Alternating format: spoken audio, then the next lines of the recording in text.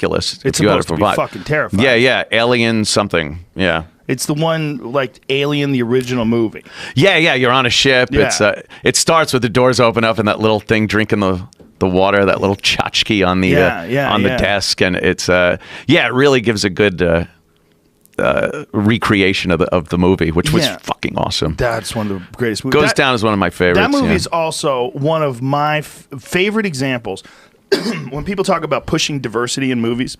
Oh yeah, this movie had a female lead who's a female superstar who, spoiler alert, winds up winning in the end and killing the alien. Yeah. But you don't even notice. No. It never feels like it's crammed down your throat. Right. Whereas the last Star Wars, I was like, get the fuck out of here, Laura Dern. You're not running the Empire. Like, get out of here. You're like, what is this? Like, she's the head general, and then Carrie Fisher's the other head general, and they're telling these men to shut up, and this all makes sense to you? Isn't that fucking amazing? This is preposterous. Dude, they had, that was 1979, and they had more of an idea of how to present that. First of all, Sigourney Weaver is just a fucking badass. Badass. Believable. Movies. You believe that she pulled it together. She was such a great actress. Yeah. So that's Alien Descent. That's what it is? Like that thing that you did at Disney, though. You have to go to free roaming VR experience. This is new. Yeah, this just came out earlier this year in Orange, California. I'm not exactly sure. Well, where it is. that would Jamie and I have talked about that many times. Like that's the future, like a warehouse like this space out here, but converted into just a giant VR experience. Yeah. Where's this, Jamie? Orange, California. Shit. Orange County. Oh, that's not far from here. Look at that. Damn, we need to go. Yeah. Damn.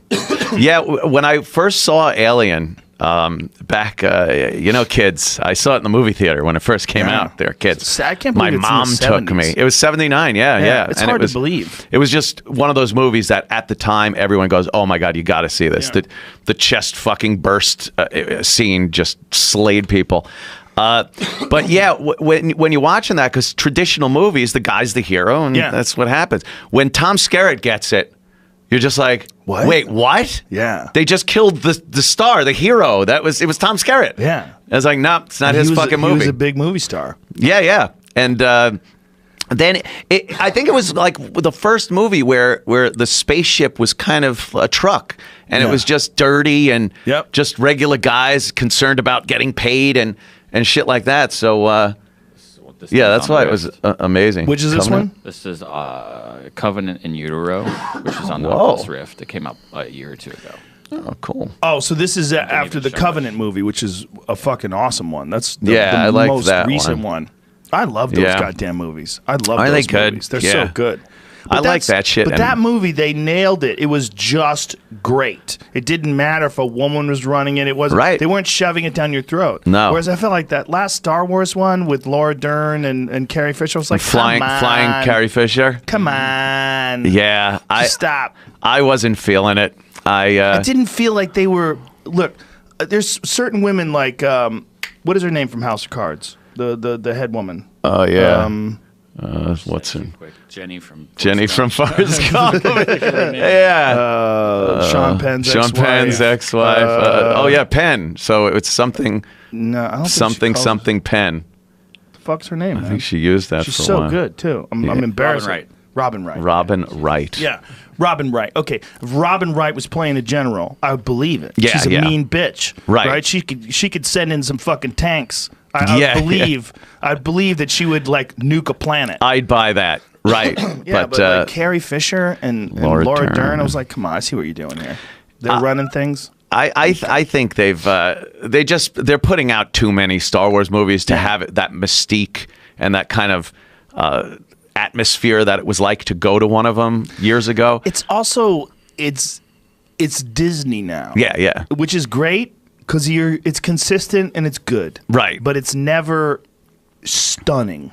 It's never terrifying. It's never ex machina. You know what I mean? Yeah. It's never fucked up like where you leave the theater going, holy shit. Yeah. They can't do that anymore. They have to kind of polish off the sharp edges and soothe the experience down to more palatable mainstream appeal. Yeah.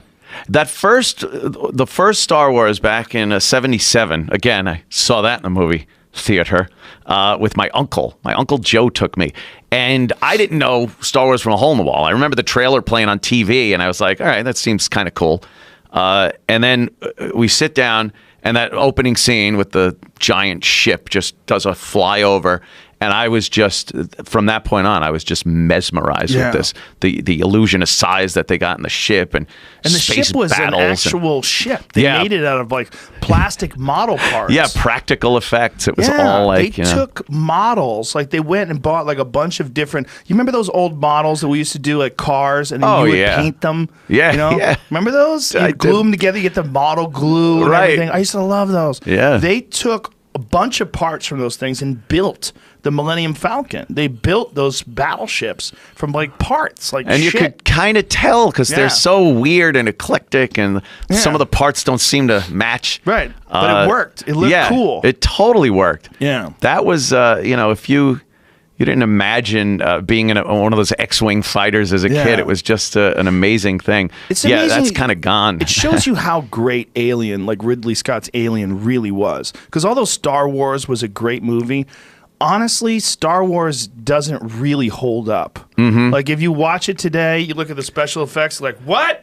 What am I watching? This is so clunky, and then the Katina scene. That's always the mouths don't move, like the monster's face is like.